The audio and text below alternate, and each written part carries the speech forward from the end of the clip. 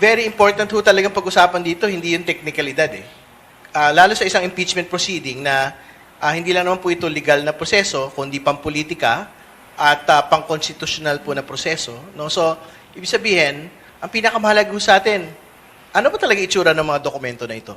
Diba? Kasi nga, kung wala naman ho talaga tayong itatago dito sa tax documents, AMLC documents, bank accounts, tingin ko yung mas maganda pong course of action ay o di ibuyang-yang na lang po natin ito pong mga dokumento na ito para mapahiya yung posisyon.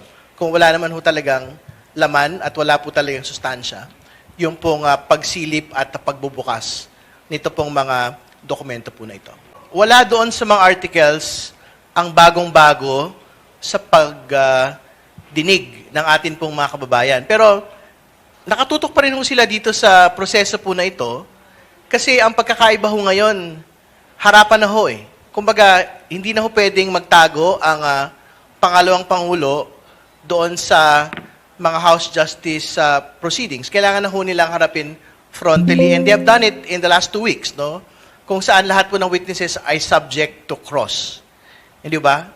So, tingin ko yan po yung pinakabagong aspeto nito. So, lahat ng mga witnesses na ipipresinta, lahat ng mga dokumento na ipipresinta, pwede pong i-challenge yung each and every statement, pwede pong i-challenge yung each and every document na which they have done in the last 2 weeks, no? Pero as far as we're concerned, they had nitpicked on the documents, but they have not dismantled the authentication and the testimony of the 2 witnesses.